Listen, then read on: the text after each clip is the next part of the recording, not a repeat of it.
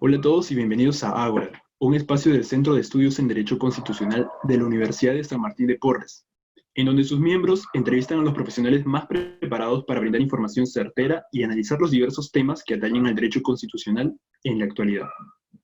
Mi nombre es Diego Minero Cuya y en esta oportunidad tengo el agrado de presentar al profesor Miguel Ángel Soria Fuerte. Él es abogado por la Universidad de San Martín de Porres. Cuenta con un diplomado en Derechos Humanos de las Mujeres por la Universidad de Chile. También ha seguido una especialización en Sistema Interamericano de Derechos Humanos y Derecho Penal Internacional por la American University. Asimismo, es maestro en Derecho en Ciencias Penales por nuestra Casa de Estudios. Ha desempeñado el cargo de Viceministro de Derechos Humanos y Acceso a la Justicia. Actualmente es profesor en nuestra Casa de Estudios, donde preside el Centro de Estudios en Derechos Humanos. También es gerente general de Soria Abogados. Bienvenido, profesor.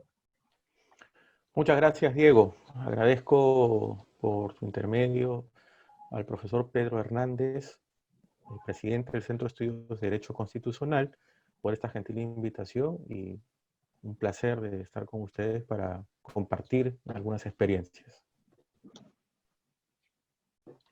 Muchas gracias, profesor.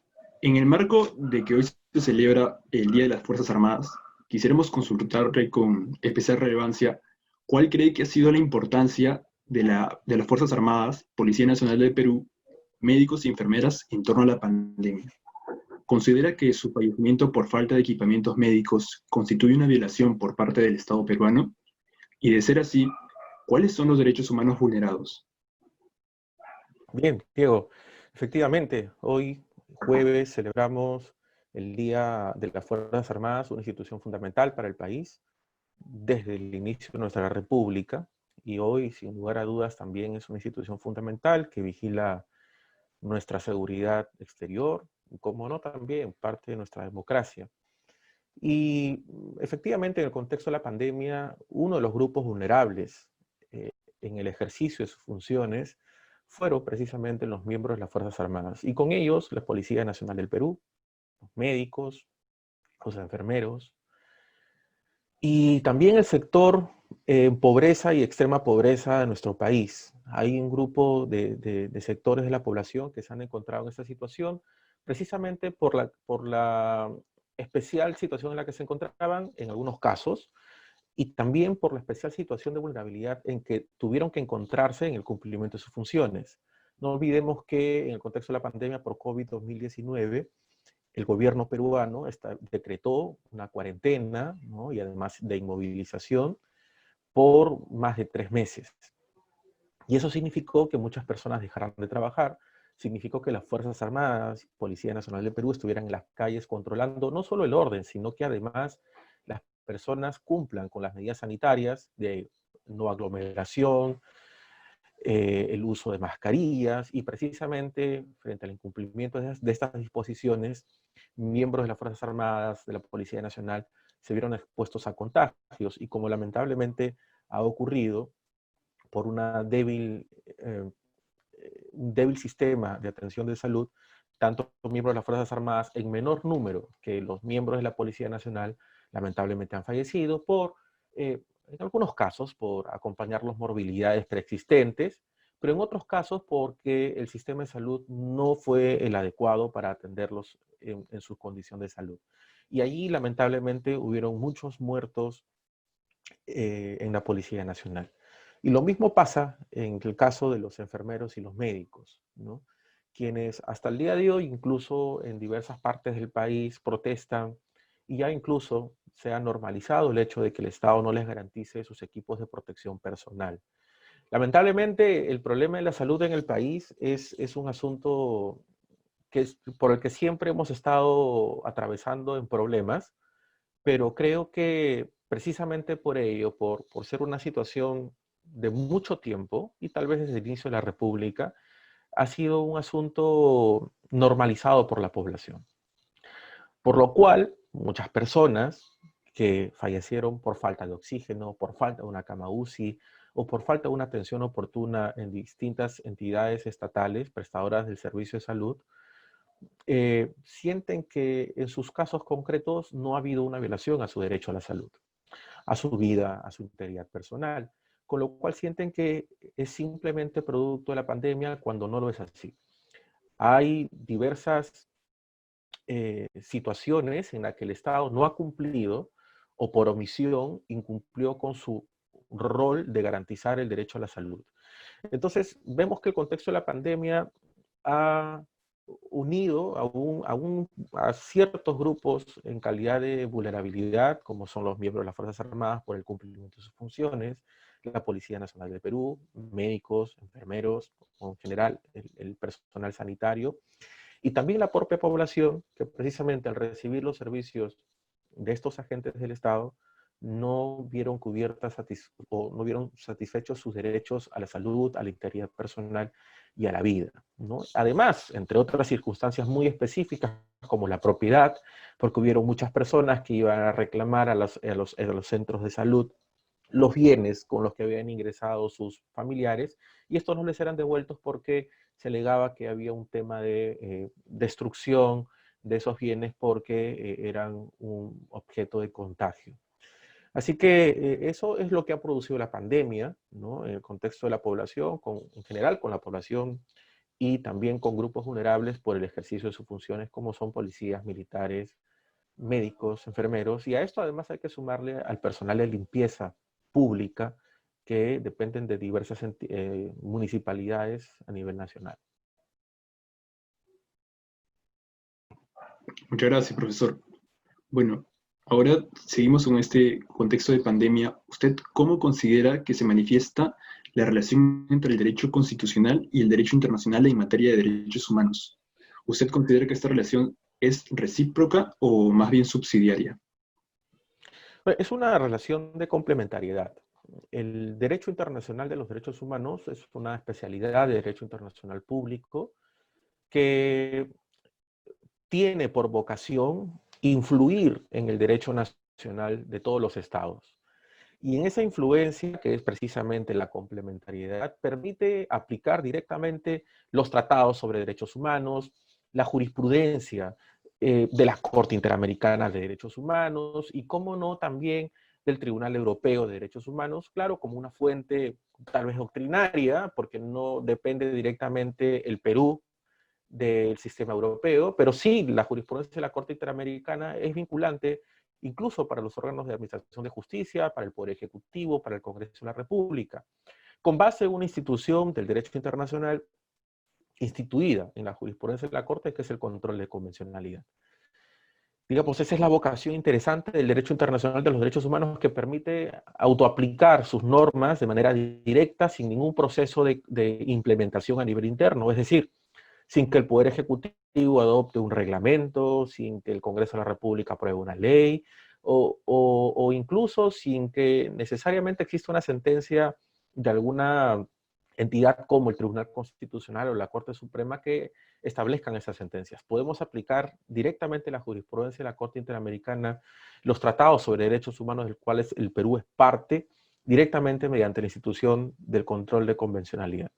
Sin embargo, también nuestra legislación interna, y vamos a empezar por la cuarta disposición final y transitoria de la Constitución Política, seguido del artículo quinto del título preliminar del Código Procesal Constitucional, que permite interpretar los derechos que están reconocidos en nuestra Constitución, en nuestra legislación, conforme a los tratados de los cuales el Perú es parte, y también con la jurisprudencia o las decisiones de tribunales supranacionales del cuales el Perú es parte. Y básicamente el Perú es parte o ha aceptado la jurisdicción contenciosa de la Corte Interamericana. Y también eso podríamos extender a la jurisprudencia en lo que sea aplicable de la Corte Internacional de Justicia. Así que existe un control de convencionalidad establecido en el derecho internacional, en la jurisprudencia de la Corte Interamericana, pero también existe una especie de control de convencionalidad constitucionalizado desde nuestra propia Constitución Política del Perú, y además reiterado por la jurisprudencia del propio Tribunal Constitucional. Es una especie de control de convencionalidad de doble cara, ¿no? De doble dimensión. Una que emana del derecho internacional, pero otra que ya teníamos en el derecho interno, y que afortunadamente los tribunales a nivel local son muchas veces bastante permisivos para aplicar este tipo de controles. Y lo digo por mi práctica profesional, en el estudio jurídico que tengo la oportunidad de dirigir, con un grupo de expertos abogados, en donde no solo litigamos las materias en materia penal, en algunos casos en materia civil o de responsabilidad del Estado en materia extracontractual o en el contexto de la pandemia, algunas responsabilidades de carácter contractual con algunas clínicas en particular.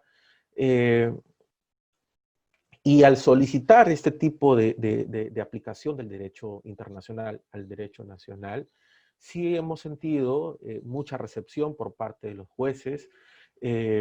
También hemos sentido del otro lado de la fiscalía, por ejemplo, o de los abogados que representan a la contraparte, una negación, ¿no?, de aplicar o de hacer justicia mediante la aplicación de instituciones de derecho internacional.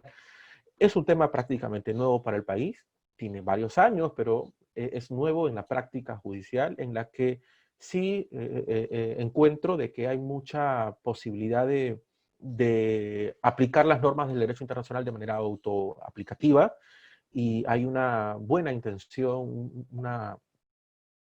un buen interés por parte de magistrados a nivel interno que están posibilitando esto. Muchas gracias, profesor. Entonces, ¿de qué manera pueden trabajar estas dos materias para brindar apoyo jurídico a los sectores más vulnerables durante la pandemia? Mira, aquí no podemos perder de vista el contexto político en el que vivimos. El Congreso de la República y el Poder Ejecutivo están, bueno, no son poderes que corresponden a uno solo, sino que están divididos constitucionalmente, cada uno tiene sus propias competencias, pero políticamente hay fricciones que lamentablemente postergan una serie de exigencias de la ciudadanía en materia de derechos humanos. Y como no, el tema de la salud es uno de los principales problemas, y el otro es, por ejemplo, el tema de la educación y otros derechos humanos como el acceso a la justicia, que son derechos postergados no solo en este periodo congresal o gubernamental, sino por gobiernos anteriores también. Sin embargo, frente a la inacción de las autoridades políticas, del Poder Ejecutivo, del Congreso de la República, existe una herramienta importantísima que yo siempre la uso en el ejercicio de mi profesión como abogado, litigante, y también lo enseño, de hecho, en la Facultad de Derecho de nuestra Casa de Estudios de la Universidad de San Martín de Porres, en el curso de litigio estratégico en el sistema interamericano. Y es precisamente cómo es que yo exijo mis casos a nivel interno, y es mediante el litigio estratégico.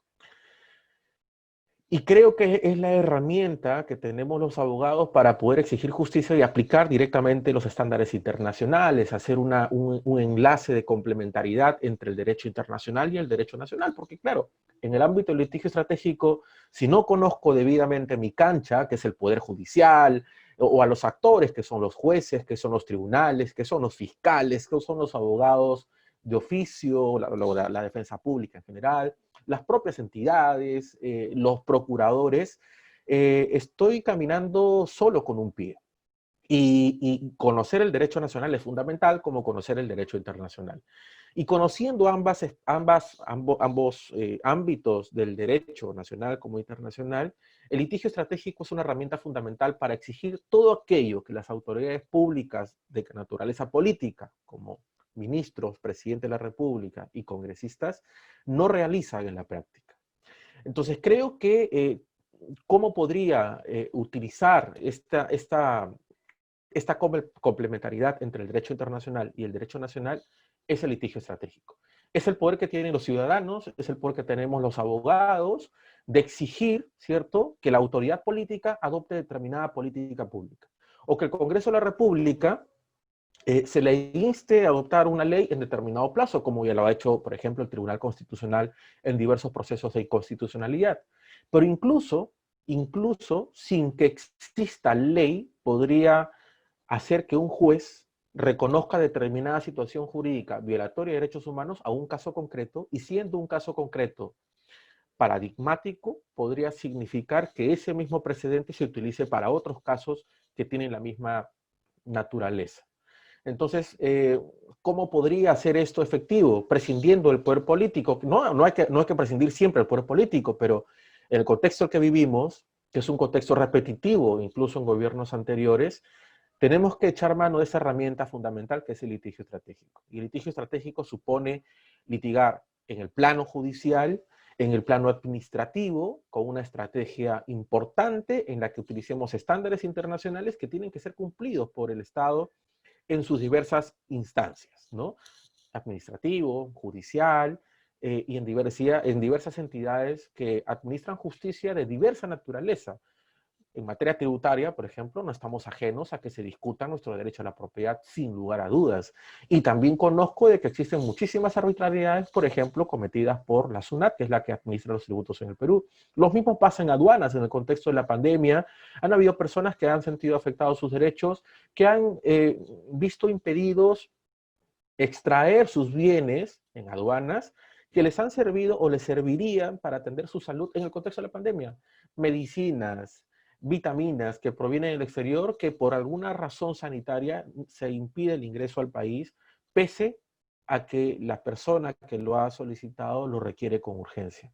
Hubo un caso muy interesante de un señor, un empresario, que compró su propio respirador artificial porque él era una persona de alta vulnerabilidad. Tenía, si mal no recuerdo, era una persona obesa, tenía eh, problemas de colesterol, una serie de comorbilidades que hacían que si el señor contraía el virus, necesariamente hubiera necesitado un respirador artificial. Y el respirador artificial en nuestro país, en el contexto de la pandemia, era un bien sanitario absolutamente escaso. Cientos de personas han fallecido por no tener un respirador artificial. Y en el caso concreto era interesante el debate respecto al derecho a la salud del señor, o si es que este respirador artificial debía de entregarse a las instituciones públicas para sumar un respirador artificial más en una cama de unidades de cuidados intensivos. Entonces, pero ¿cómo hubiera hecho este señor para garantizar su derecho a la salud, a la integridad e incluso a la vida con un litigio estratégico? No conocí más que la noticia, no supe quién lo defendió, no supe si es que él tenía un abogado, pero el litigio estratégico es fundamental para ello. Cuando el poder político o no cumple su trabajo o cumple su trabajo de manera arbitraria, como considero en este caso, pues el litigio estratégico es la herramienta fundamental que tenemos todos los ciudadanos y los abogados para poder hacer efectivos los derechos humanos. Muchas gracias. Profesor, ¿usted considera que, bueno, estamos, hemos tenido, nos hemos enterado que usted interpuso una medida cautelar ante la Comisión Interamericana de Derechos Humanos en donde solicitaba que se realice efectivamente el intercambio prestacional entre los centros de salud públicos y privados? ¿Usted considera que de haberse brindado un pronunciamiento favorable por parte de la Comisión Interamericana, se hubiera generado un antecedente beneficioso en los países con sistemas de salud similares al nuestro? ¿O es que debería responder a un criterio más bien excepcional? Yo creo que sí. A ver, esa medida cautelar tuvo en realidad diversos objetos, porque no solo era para garantizar la prestación de salud en entidades privadas cuando el Estado o las entidades públicas prestadoras de salud no podían garantizar la atención en salud, sino que además estaba destinado para que el Estado garantizara equipos de protección personal a miembros de las Fuerzas Armadas, de la Policía Nacional, enfermeros, médicos y también a personal de limpieza pública.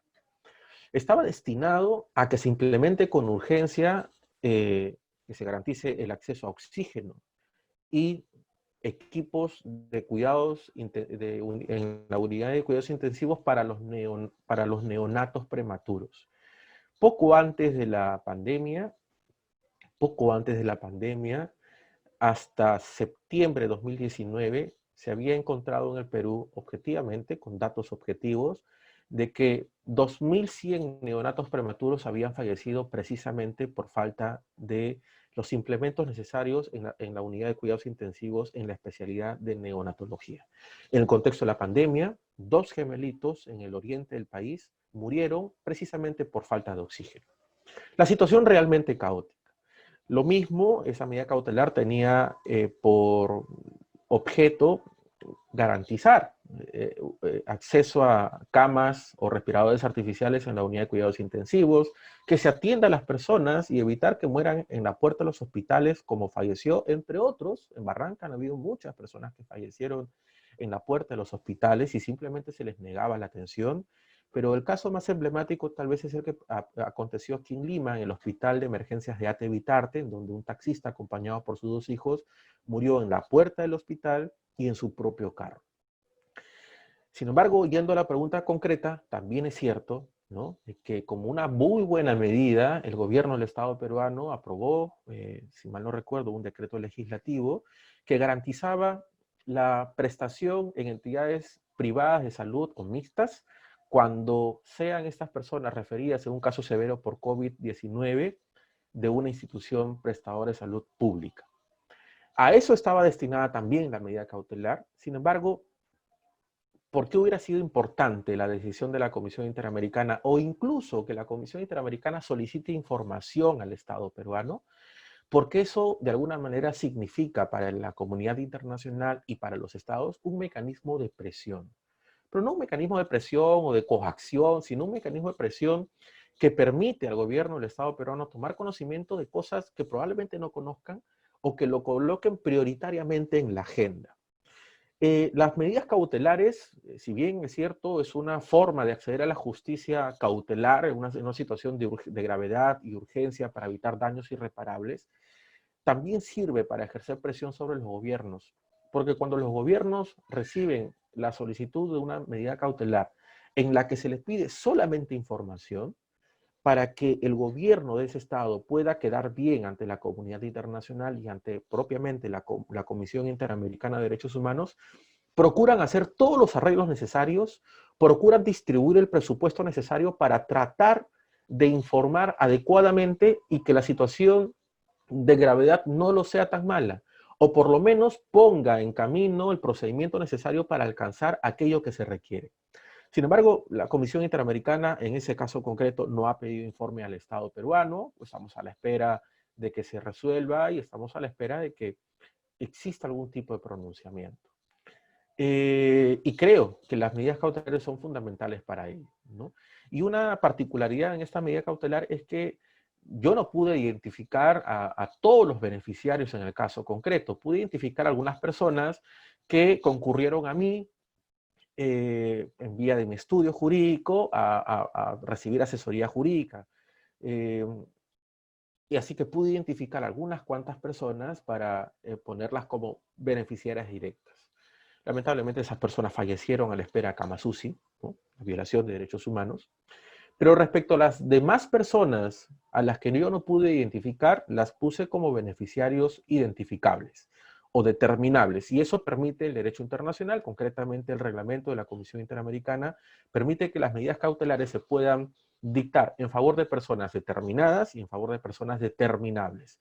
Así que, digamos, la iniciativa de acceso a la justicia de emergencia se encuentra allí planteada y estamos a la espera de una respuesta ya no oportuna, porque en el caso concreto, las personas a las que representaba lamentablemente fallecieron a la espera de una cama UCI. Bien, profesor, y ya para finalizar, ¿usted cuáles considera que son los cambios estructurales en cuanto a la administración de justicia constitucional y acceso a la justicia internacional necesarios en el Perú para que logre cumplir con el deber de respeto y garantía en torno al derecho a la salud? ¿Usted considera que deba seguir el ejemplo de algún país en específico? Bien, una pregunta bien complicada, Diego, o efectivamente es una pregunta dificilísima. Yo no voy a poder responder integralmente la pregunta. De hecho, ni siquiera lo han logrado hacer diversas comisiones que se han creado en el Perú a lo largo de nuestra historia, desde el gobierno del presidente Fujimori, el presidente Toledo, todos los gobiernos, todos los ministros de justicia, de alguna manera, han tenido el interés, que además es su obligación, de tener una justicia adecuada a las exigencias de la población del Perú. Sin necesidad de responder a todo, no voy a rehuir tampoco la pregunta, pero creo que la pandemia nos pone una necesidad imperante. Y creo que ya quienes hacemos litigio en el Perú nos hemos dado cuenta de ello, y era una exigencia de antes de la pandemia, solo que la pandemia ahora lo ha hecho imperativo y necesario. Yo no me voy a referir a solucionar los problemas estructurales, pero solo voy a enfocar un aspecto, y el aspecto es la digitalización o la virtualidad del acceso a la justicia. El expediente judicial tiene que virtualizarse, tiene que estar disponible en línea para poder revisarlo y sin necesidad de tener que ir al juzgado a revisarlo en papel, ¿cierto? Creo que los jueces tienen que atender efectivamente a los justiciables también, así como lo venimos haciendo nosotros, de manera virtual. Y esto es en el contexto de la pandemia o fuera de la pandemia. Imagínense ustedes la cantidad de dinero que se ahorraría simplemente en el tráfico. Habría menos personas en las calles, menos personas contagiándose, menos personas expuestas a la inseguridad ciudadana si es que la virtualidad fuera una herramienta fundamental en el acceso a la justicia. Uno de los problemas de muchos clientes es que no tienen un correo electrónico. Y debería haber un ámbito de promoción para que todo ciudadano tenga un correo electrónico. No sé si pagado por el Estado, ¿no? Bajo un soporte estatal, o utilizando las plataformas gratuitas que sí existen actualmente. Pero debe haber debe haber un acceso a la justicia virtual. Creo que esa es la herramienta fundamental que hoy día nos exige no solo la pandemia, sino que cuando esta pandemia acabe, que nos va a tomar algunos años, el sistema de justicia debe de virtualizarse. Para un juez es mucho mejor tener a las personas conectadas en una cámara de computadora o de celular atendiendo a los justiciables que haciéndolos esperar en una larga fila en sus juzgados en un horario tan reducido de 8 de la mañana a 9 de la mañana, que es normalmente el horario en el que los atienden. El expediente judicial tiene que estar necesariamente en línea para que el justiciable pueda revisar el expediente judicial a toda hora. ¿Por qué? Porque hoy, cuando un justiciable acude al Poder Judicial a revisar su expediente judicial para ver el estado de su causa, tiene que ir también en un horario reducido. Hay juzgados que ponen 2 horas, 3 horas, 1 hora para revisar el expediente judicial. Y eso es una seria limitante al acceso a la justicia. Así que yo creo que aquí el derecho tiene que hacer uso de todo el sistema informático para adecuar nuestra realidad actual al uso de las plataformas virtuales para el acceso a la justicia. Yo he tenido oportunidad en el contexto de la pandemia, cuando esta se levantó, me refiero a cuando se levantó la cuarentena, de ya realizar audiencias virtuales. He tenido que traer a mi despacho del estudio a mis clientes porque son una de las personas que no tienen correo electrónico, no tienen la facilidad del internet, etc. Hay una serie de dificultades, pero creo que hoy en día la justicia tiene que tener un alto porcentaje de virtualidad. Mucho se puede lograr, mucho se puede ahorrar en presupuesto para el Estado peruano si es que la virtualidad es una regla y no la excepción. Y si me preguntas de qué otros países podríamos tomar ejemplos, yo lo diría de los países desarrollados, básicamente los países que integran la OCDE, Estados Unidos, países europeos como Suiza, Ginebra, utilizar sus experiencias, pero no copiarlas tal cual, que ese es el problema también que tenemos en el país. Muchos de nuestros códigos civiles, penales, son copiados de otros estados que tienen un sistema jurídico más avanzado, sin lugar a dudas, tienen una tradición jurídica más avanzada. Es importante tomarlos de ejemplo, de referente, pero no se puede copiar, porque la realidad peruana, lo hemos visto en el contexto de la pandemia, es completamente distinta. Yo no pretendería copiar una legislación de Estados Unidos que está hecha o adoptada para la nación de Estados Unidos, que tiene su propia cosmovisión de las cosas, al Perú. No podría copiar la legislación de ningún país europeo, me refiero a los avanzados, para aplicarlo directamente a Perú, porque nuestra realidad es completamente distinta. El gran problema de la informalidad en el país es un gran problema. Es el 70% de nuestra población. Y el acceso a la justicia también significa incorporarlos a ellos a este sistema. Los procesos de alimentos que hay millones de personas niños que no acceden a este derecho que está consagrado en la Constitución, en el Código de los Niños y Adolescentes, en el Código Civil, por falta de acceso a la justicia, y creo que la virtualidad podría significar una ayuda fundamental para ello, ¿no? Podría significar una ayuda fundamental para ello. Y Diego, permíteme, abusando un poco el tiempo, ustedes, regresar un poco a la pregunta anterior. Hay formas de garantizar los derechos de manera más creativa. Solamente voy a referirme a dos derechos humanos, que es la educación y la salud. Hoy en día, cada peruano representa para el Estado peruano un presupuesto concreto en materia de salud y en materia de educación. Es decir, cuando yo concurro a una entidad pública prestadora de salud, el Estado peruano tiene asignado un presupuesto para esa atención, para mi consulta médica, para mis medicamentos. Hoy en día todos los peruanos gozamos del Seguro Integral de Salud y significa un presupuesto concreto. Sin embargo, cuando acudo a una entidad pública, hago mi fila desde tempranas horas de la mañana, lo que voy a encontrar es que mi consulta médica se va a prolongar durante 2 o 3 meses de espera, porque como yo, hay cientos de personas que también han pedido una consulta médica.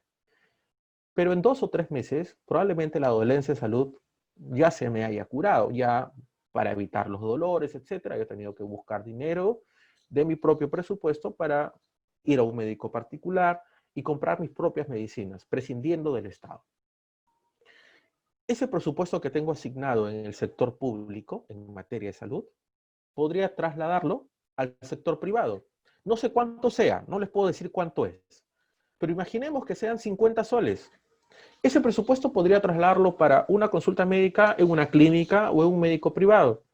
E imaginemos que los medicamentos, que también tienen un presupuesto en el sector público, también tengan un presupuesto. Imaginemos que sean 100 soles.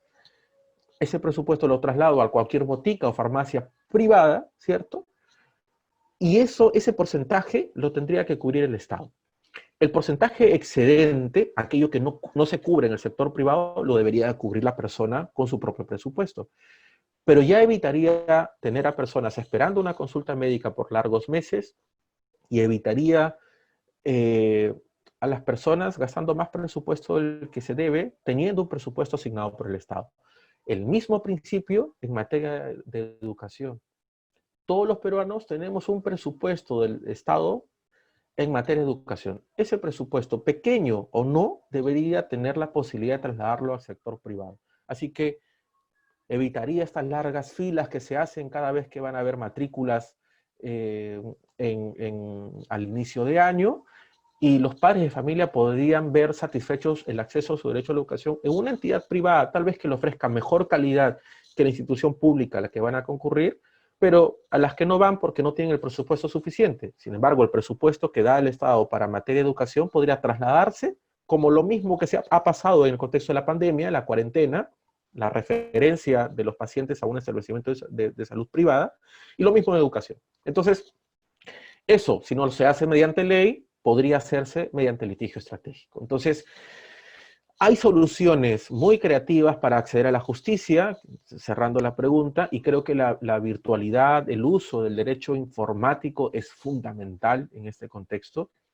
Y hay maneras muy creativas para exigir derechos tan fundamentales como la salud y educación, si es que la autoridad pública del Congreso de la República o del Poder Ejecutivo no lo garantizan adecuadamente o como lo exigen los estándares mínimos en materia de acceso a la justicia, educación y salud. Muchas gracias. Gracias, profesor. Disculpe, antes que culminemos, tenemos una consulta más. A ver. También el desarrollo judicial también va de la mano con el desarrollo de los litigantes. ¿Usted qué tan importante considera que es para un litigante, para un abogado litigante, conocer el derecho constitucional en su totalidad, al menos cómo funciona en el ordenamiento jurídico peruano? Es fundamental. Es decir, un litigante que no conozca derecho constitucional, que no conozca derechos humanos, es un litigante a medias. es un litigante a medias, porque son especialidades que las tienes que utilizar en cualquier especialidad. Si un abogado se dedica a litigar temas corporativos, tiene que saber derecho constitucional, tiene que saber derechos humanos necesariamente. Hay precedentes, uno, solo por comentar uno, el caso Cantos contra Argentina. El señor Cantos era un hombre multimillonario en Argentina que, producto de una mala medida del gobierno de Argentina, perdió toda su fortuna. Y tenía tanta fortuna que exigiera a los tribunales internos, y eran tantos millones de dólares, que el señor Cantos no pudo acceder a la justicia porque no podía pagar las tasas. Y el señor Cantos, prácticamente sin ser abogado, él defendió sus derechos propios y ese caso llegó a la Corte Interamericana y ganó el caso por violación del derecho de acceso a la justicia. Entonces, un abogado que no plantee sus casos a nivel interno, en clave de derecho constitucional, en clave de derecho internacional de los derechos humanos, está litigando a medias. Cualquier abogado no tiene que ser penalista, no tiene que ver casos de familia para saber derecho constitucional y derecho internacional de derechos humanos, sino cualquier materia que se litigue a nivel interno, tributación, laboral, penal, civil, propiedad intelectual, cualquiera sea, comercial, cualquiera sea, tiene que conocer necesariamente derecho constitucional y derecho internacional de los derechos humanos. ¿Por qué razón? Por la siguiente. Porque estas dos especialidades, derecho nacional e internacional, permiten ver los casos desde una visión panorámica, desde arriba. Mientras que las demás especialidades, ojo, no hablo de jerarquías, sino es una perspectiva distinta. Las demás especialidades están en un plano lineal, ven solamente la aplicación de la ley y nada más que eso. La perspectiva del derecho constitucional, la perspectiva del derecho internacional permite tener un plano distinto. Permite cuestionar las leyes que son inconstitucionales o las leyes que violan derechos humanos. Y si es un caso de una ley que nos afecta, pues, ¿qué mejor perspectiva que la del derecho constitucional o la del derecho internacional para cuestionar esa ley y que en el caso concreto no se aplique? Un penalista puro que solo vea la ley procesal o el código penal va a referirse a los estándares para aplicar esa ley concreta, pero pierde de vista lo importante que estaría por encima, desde una perspectiva distinta, que ofrece el derecho constitucional y el derecho internacional de los derechos humanos. Así que, para redondear la respuesta, es fundamental, es importante. Los abogados, de hecho, creo que no deberían litigar o el derecho internacional. Y si no la conocen, cualquier pretensión que se presente en el ámbito judicial o administrativo tiene que tener necesariamente de la mano a un experto de derechos humanos o derecho constitucional de la mano para poder presentar sus casos ante la justicia. Porque claro, no todos tienen que saberlo todo, eso también hay que tenerlo muy claro. Pero sí necesariamente todas las causas que se lleven en el ámbito de la justicia jurisdiccional o administrativa, militar, policial, en todo ámbito, Indecopi, tribunal fiscal, en todo ámbito necesariamente tiene que tener una perspectiva constitucional y de derechos humanos. Bueno, profesor, nos queda agradecerle por su tiempo y la calidad de sus respuestas ha sido realmente ilustrativa para nosotros. Esperamos contar con su presencia en alguna futura entrevista o evento que organice el Centro de Estudios en Derecho Constitucional y que sea hasta una próxima oportunidad. Muchas gracias. Con mucho gusto. Agradezco nuevamente al Centro de Estudios de Derecho Constitucional que preside el profesor Pedro Hernández, gran amigo, y también a ti, Diego, especialmente por esta genial entrevista y las preguntas tan difíciles de responder, sobre todo la del acceso a la justicia y cuáles serían los cambios estructurales. Muchas gracias. Gracias por la entrevista.